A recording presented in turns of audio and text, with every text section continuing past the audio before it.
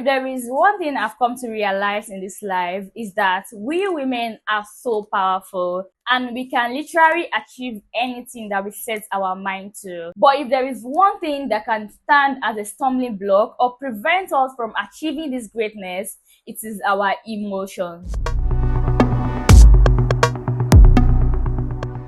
Hi, welcome back to my YouTube channel, and if you are seeing me for the first time, my name is Arike with the Vibe, and I always say to stay subscribed on here because on here we talk about self-development, career, building yourself, and just becoming the woman you want to be. So please click on the subscribe button and join the big family. Emotions are what we feel inside of us to respond to what is happening around us. Fear, anger, sadness, surprise, joy, happiness, all these are emotions, and basically these emotions are the ones that make decisions for us most of the times. We women are more emotional than men. Not like men don't feel emotions, but they've learned how to master their emotions. They've learned how to control their emotions, which is what I call mental toughness. So that is what we are going to be talking about today: how to master your emotion, how to be able to control your own emotions. And that is why most of the time you see a man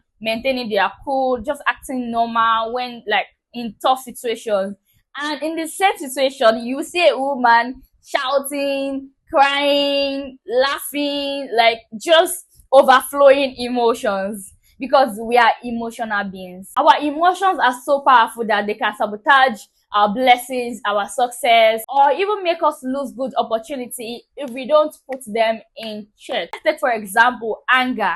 Anger can make you do things you're not supposed to do. Anger can make you jump into conclusion, act very rashly. You see a lot of people act because of anger. Some people even engage in physical fights because of anger, to the extent that some people even commit suicide. When you ask them that what really happened, they won't be able to tell, they won't be able to say. But it was that emotion that took control of them at that point. It was that emotion that made the decision for them. So when we are angry, we lose wisdom and we only see the situation through the fog of emotions. Like, we are not seeing the bigger picture, or maybe there's going to be a solution. It was that emotion that is controlling everything we are doing. So we really don't want all these emotions to put us in trouble, because I'm not going to lie, my emotions most of the time has put me in some tight, tough positions, seriously. And I feel like I could have done better than that or react better than that. So the first step to mastering your emotion is to be able to identify what you can control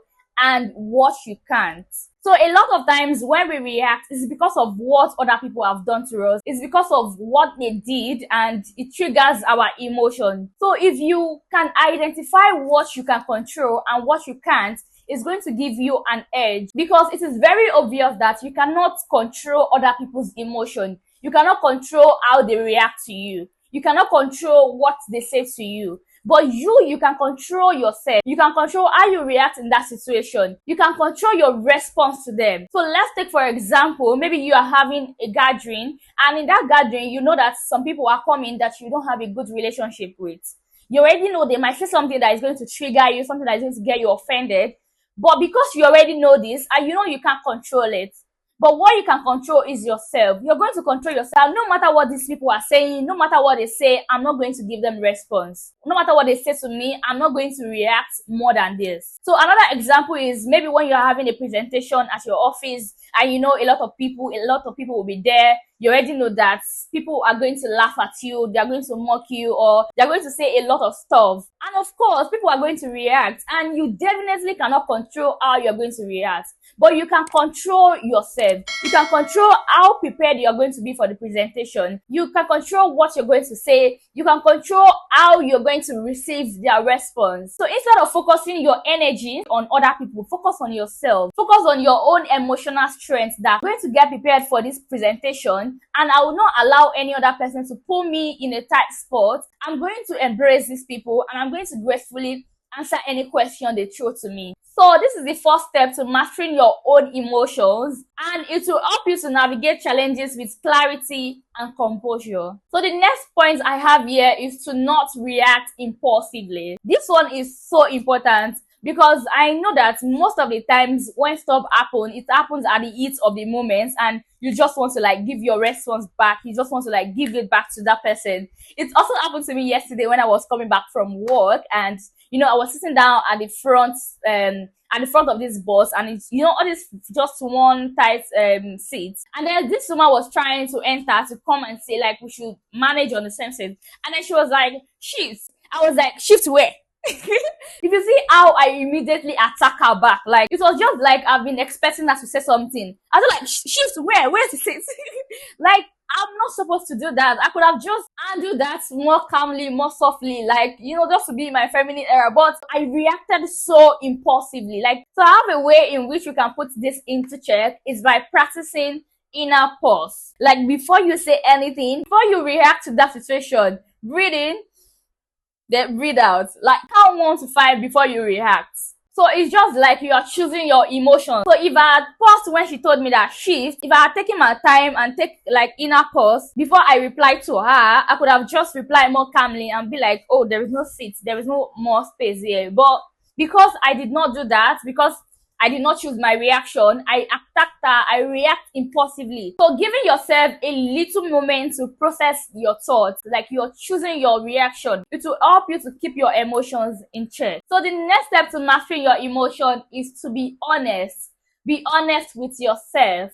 Own your own truth. Like, so you already know who you are, you know when you get angry, you know things that get you triggered. For someone like me, I get angry so much and over little stuff.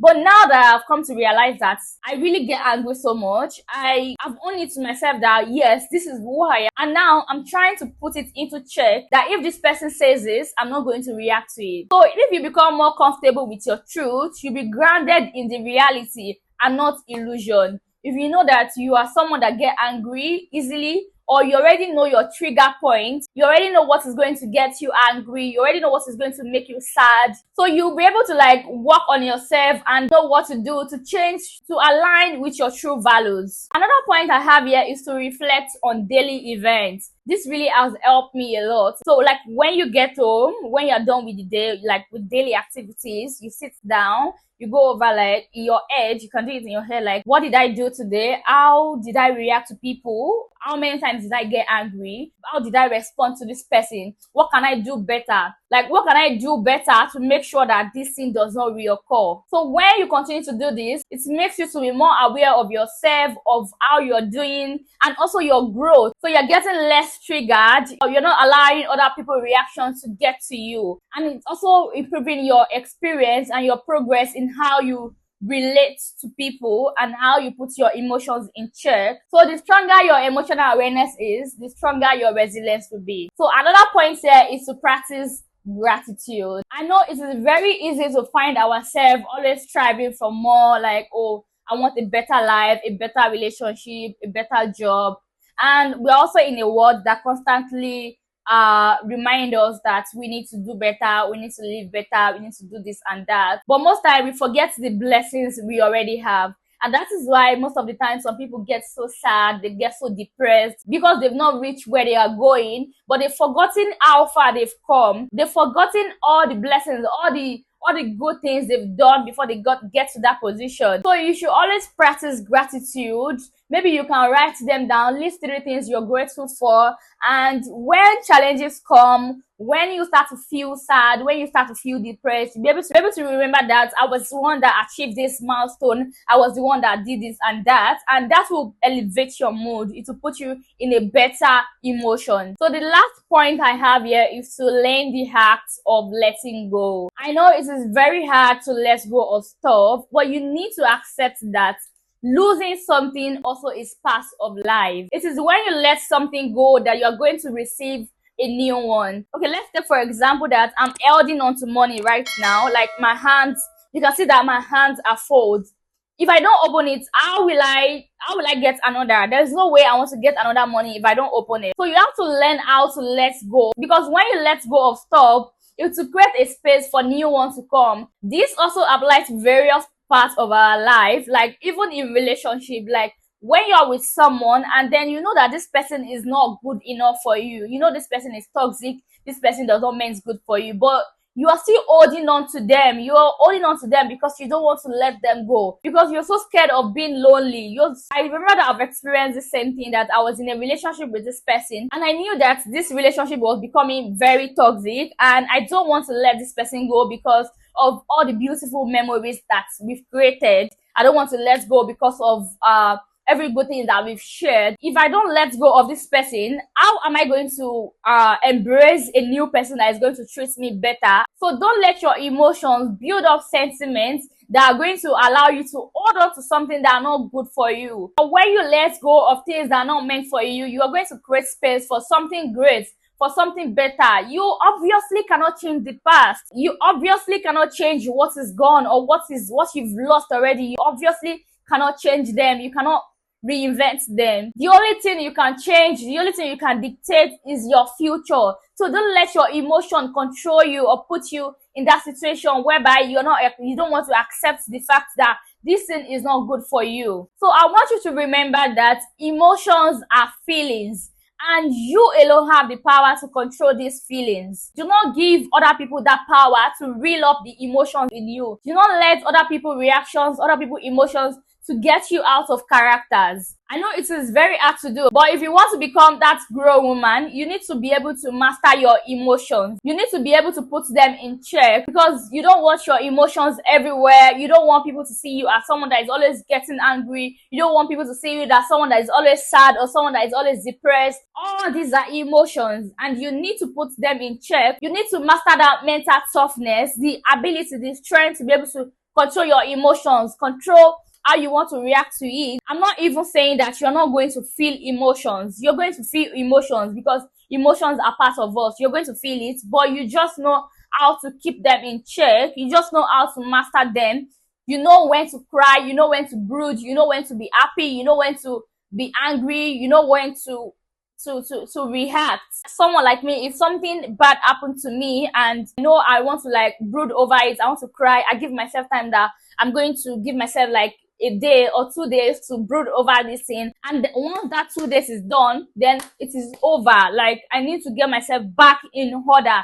I need to get myself back in shape, and that is exactly what you also need to do. You need to know how to master your emotions. You need to know when to cry over something. You shouldn't allow people to trigger you or trigger emotions, to reel up emotions in you. So this is where we are going to end today's video, and I hope you'll be able to master your emotions, to be able to control your emotions after this video. So thank you guys so much for watching, and I really want to hear from you in the comment section. Let me know how you've been mastering your own emotion, what you've been doing that has been helping you to control your emotion. So see you in my next video. Bye.